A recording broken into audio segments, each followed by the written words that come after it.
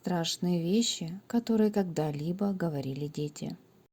Мой младший пятилетний брат вчера сказал мне: «Человек, который живет в нашем зеркале, всегда улыбается мне, но когда ты заходишь, он становится злым».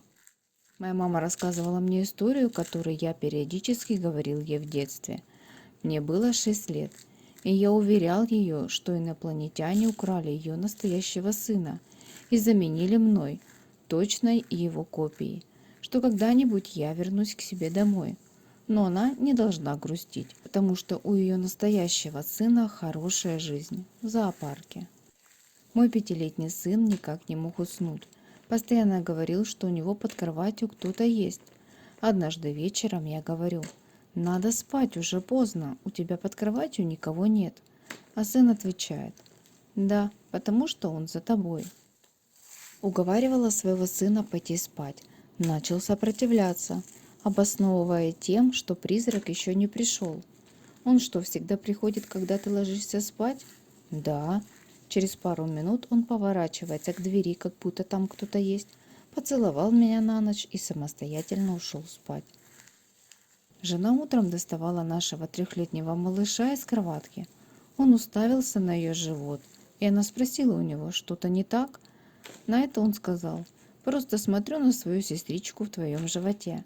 Тогда мы только посмеялись над детским воображением, но позже узнали, что жена беременна, и в этот день это была лишь 2-я неделя.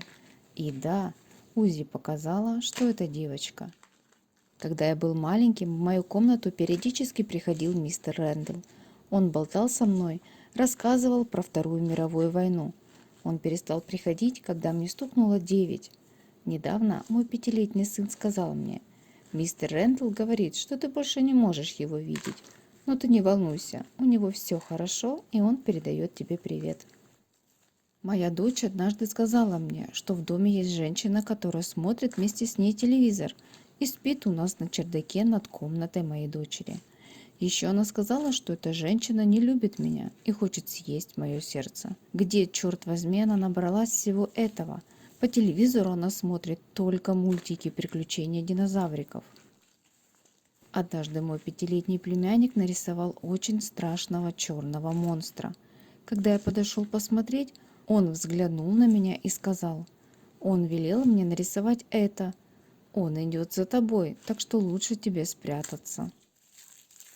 Как-то с сыном отправились на кладбище к его деду. Проходили мимо могилы маленького мальчика. Сын поворачивается ко мне и говорит: «Мам, почему этот мальчик плачет? Почему мама его не успокоит?» Я не видела там никого.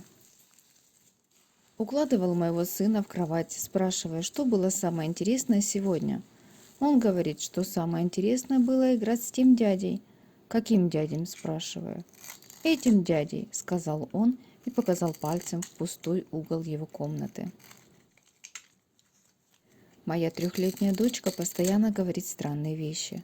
Прошлую ночь, когда я укладывала ее спать, она сказала: «Мам, там человек с большими желтыми глазами смотрит на тебя». Я оглянулась, ничего. Говорю, что ей показалось. На что она засмеялась и ответила: «Да нет, просто он прячется». И через несколько минут добавила: «О нет, мам, ты его сильно рассердила. Теперь он говорит, что придет за тобой, когда ты будешь спать». Моя маленькая сестренка в детстве часто разговаривала сама с собой, когда ей было около 4 лет.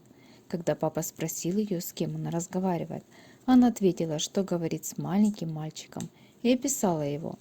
Как-то позже мы всей семьей читали историю нашего города в книге, как вдруг она увидела на странице фотографию какой-то семьи и воскликнула: «О, это тот же мальчик, я знаю его, мы как раз с ним играли».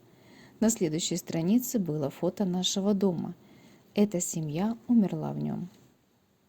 Сын моего брата, которому тогда было 4, как-то подошел ко мне и сказал: «В день, когда я стану отцом, ты умрешь». Сейчас ему 27, не женат, детей нет, пока я в безопасности. Я был очень маленьким, когда моя бабушка умирала от рака в больнице. Естественно, мне ничего не сказали, чтобы уберечь детскую психику. В один из тех нелегких дней к маме приехала моя тетя. Они сидели со мной, пока отец был в больнице. Вдруг я отвлекся от игрушек, посмотрел на них и сказал: «Теперь только одна бабушка». Они начали уверять меня в обратном, говоря, что у меня две бабушки. И вдруг зазвонил телефон. Это был отец. Он сообщил им, что бабушка умерла пару минут назад. Моя дочка раньше разговаривала во сне. Чаще всего это были матерные слова на испанском. Самое странное, что она никогда не знала испанский, и когда просыпалась, не могла сказать ни слова на испанском. Моя трехлетняя дочка раньше все время кричала по ночам и говорила нам с женой, что ее навещает женщина. Через несколько недель она перестала кричать. Мы спросили ее, перестала ли приходить та женщина. Нет, просто теперь она стала добрей. Ее зовут Шейла, и она спит со мной в кровати. Спустя 4 года уже наша младшая дочка, которая 2, начала кричать по ночам. Говорит, что ее пугает Шейла. Прошло еще 3 года. Мы переехали в новый дом, и наш сын, которому 2,5, в первую ночь в этом доме спросил: «А где теперь будет спать Шейла?» Когда я была в гостях у подруги, засиделась до позднего вечера. На кухню входит ее 4-летняя дочка и говорит: «Мам, когда я была взрослой, я разбилась в аварии и умерла. Можно мне попить?» Подруга молча налила ей молока и отправила спать. Позже расплакалась и попросила никогда не говорить с ней об этом. Когда я был ребенком, я часто говорил родителям, что они мне не родные, и что мои настоящие родители разбились в поезде. Сначала они находили это забавным, но потом заставили меня не повторять это. Моя маленькая сестренка один раз странно расхаживала по дому с фото нашего прадеда, плакала и повторяла: «Харви, я так скучаю по тебе». Прадед Харви умер еще до моего рождения. Мама как-то сказала, что наша прабабка часто сама плакала и повторяла именно эту фразу после его смерти. Чистили с сыном перед сном зубы. Вдруг он смотрит в зеркало и спрашивает: «Пап, а почему у этого дяди нож?» Я испугался и быстро обернулся, но там, естественно, никого не было. А у меня сынок недели 2 назад стал просыпаться и кричать: «Уходи!», указывая в пустоту пальчиком, до истерики. И если я шла в ту сторону, истерика начиналась еще больше. Осветили квартиру, и ребенок успокоился. А моя дочь видит дядю на балконе. Я спрашиваю, добрый он или злой, чего хочет, и прошу ей передать, чтобы он ушел и не пугал нас. Она отвечает, что он добрый, просто смотрит и все. Только домой не заходит, смотрит через дверь и все.